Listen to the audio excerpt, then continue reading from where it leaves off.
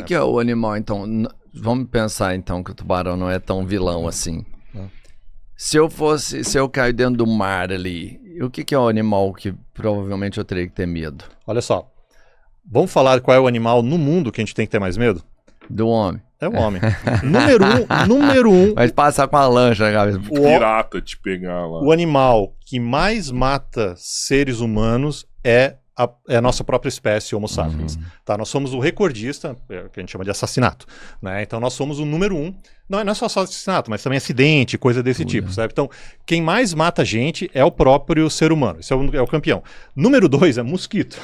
Tá? Porque mosquito é transmissor. Não é o mosquito em si, mas o mosquito transmite muita doença. Então, o inseto ali é foda mesmo. Exato. Então, mosquitos e seres humanos são os campeões em matar seres humanos, na casa de dezenas para centenas de milhares por ano. Aí depois vai vir tigre, hipopótamo, crocodilo, cachorro, elefante. Elefante é um bicho que tem que tomar cuidado, sabe?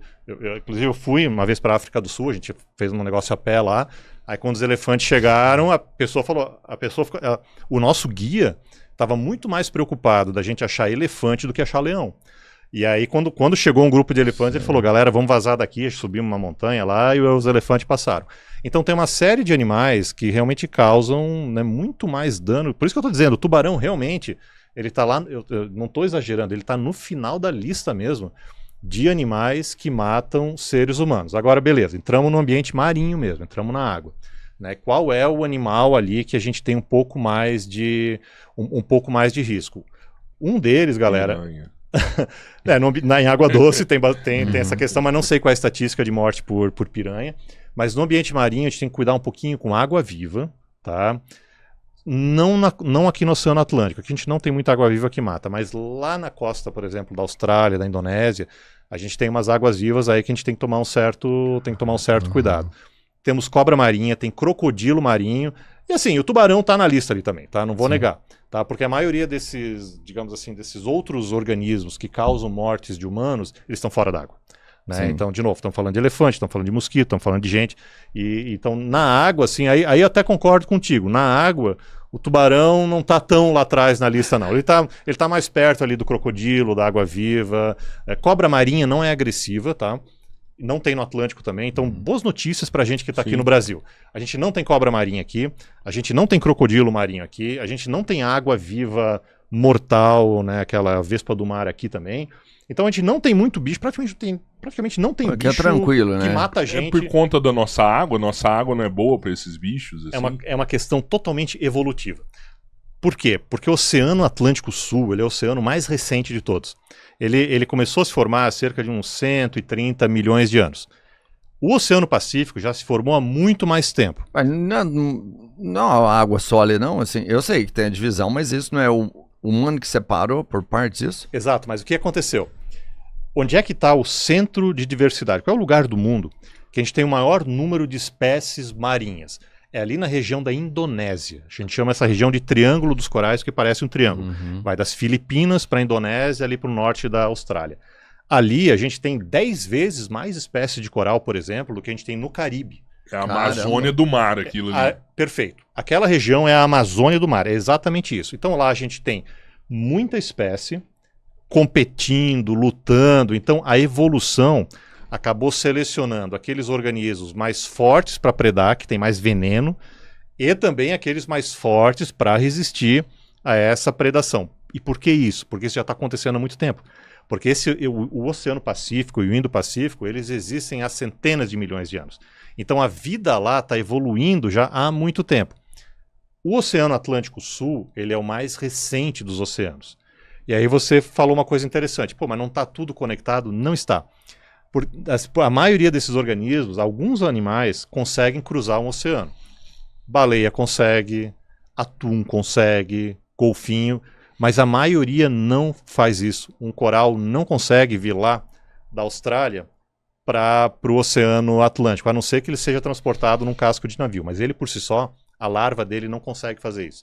De maneira semelhante, uma cobra marinha não consegue sair nadando e chegar até aqui. Uma água-viva mortal lá da Austrália não consegue vir nadando também. Então o Oceano Atlântico Sul, ele está do outro lado do mundo, na verdade, do centro da Amazônia marinha, que é aquela região do Indo-Pacífico. Então essa bicharada aqui nunca chegou, ou chegou muito pouco aqui no Oceano Atlântico. Então a vida aqui no Oceano Atlântico Sul, ela está evoluindo há muito menos tempo. Alguns bichos chegaram sim, mas muito, muito poucos. Então aqui a gente não tem tanto bicho venenoso, a gente não tem tanto bicho que mata em comparação com lá. Então essa é basicamente a história. Então a evolução explica esse negócio. E a baleia, os golfinhos são viajantes do mundo inteiro. Eles Perfeito. vão em todos os oceanos. Aí a gente tem todos. Então tem algumas espécies que a gente chama que são cosmopolitas. Por exemplo, o golfinho nariz de garrafa ali, que é o antigo flipper ali, que a gente chama de boto. Lá em Santa Catarina a gente chama de boto, mas é um golfinho, tá? Que é o que tem aí em parque aquático. Esse tem no mundo inteiro. Tá? Esse é uma espécie só, chama Turcios truncatus, e ele tem no mundo inteiro. Tem populações mais costeiras, tem populações que são mais oceânicas. Orca a mesma coisa. Orca, até onde eu lembro, é uma espécie só de orca, mas elas têm culturas e grupos distintos. Então, por exemplo, as orcas ali na Argentina, elas têm uma cultura de... é cultura mesmo, tá? Elas têm uma cultura de caçar lobo marinho, leão marinho. Aquelas lá do Alasca vão caçar salmão, por exemplo. Mas aí sim, esses bichos, eles têm... pode ser uma espécie no mundo inteiro. A gente tem em todos os oceanos, mas não quer dizer que, tipo, se a gente chipar o golfinho daqui, não quer dizer que em determinada época do ano ele tá lá no Japão. Isso não acontece. Não, assim, alguns organismos, algumas espécies, por exemplo, de tubarão, atuns, eles de tempos em tempos cruzam o oceano mesmo. Eles têm migrações, né? Ou tem... Como é que a galera sabe disso? Porque eles marcam esses bichos, né? Eles põem uma marca, né? Então, esses bichos podem cruzar o oceano.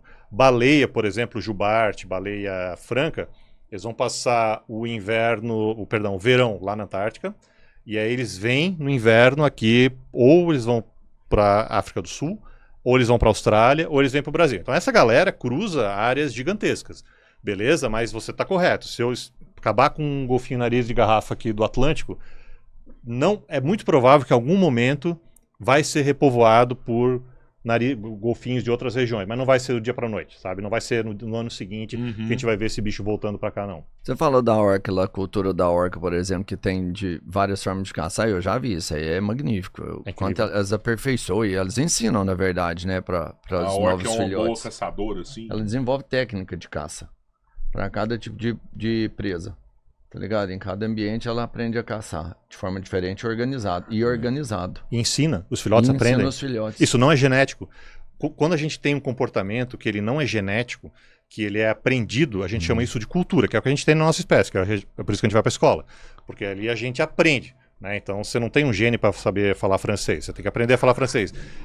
E pouquíssimos outros animais na natureza têm isso, e a orca é um dos melhores exemplos. É incrível isso. Cara, eu já vi ela fazendo um de... Mas o que ela ensina? Como que ela ensina essa parada? Assim, não, os filhotes ficam vendo, então... por observação eles aprendem? Exato. Eu vou te dar uma técnica, faz que é legal. Por exemplo, tem uma foca em cima de uma geleira, certo? De um bloco de gelo. Isso aqui é um bloco de gelo que tá lá no meio da água, certo? Certo. Elas se organizam, vem umas 2 ou 3, elas vêm nadando, na hora que chega aqui perto, elas tipo faz uma onda, aí a onda vem, bate aqui, vira o gelo e joga a foca dentro d'água. E ó, tem outra lá pra esperar. Elas vão pegar, porque aqui em cima do gelo elas não conseguem pegar a foca. Mas a hora que elas viram o gelo, a foca cai dentro d'água. Aí dentro d'água eles vão pegar. E aí elas aprenderam a fazer uma onda pra jogar... Os filhotes veem isso por observação, eles aprendem essa cultura. E aí você tem comportamentos distintos de populações de orcas em diferentes partes do mundo. Se eu não me engano, são umas 5 ou 6 culturas diferentes, eu não lembro agora, de orcas. Então, as orcas daqui da América do Sul são de um jeito, as do norte do Pacífico são de outro. Aí tem uma pessoa que fez um estudo aí sobre isso. É incrível. Por quê? Porque é um bicho inteligente.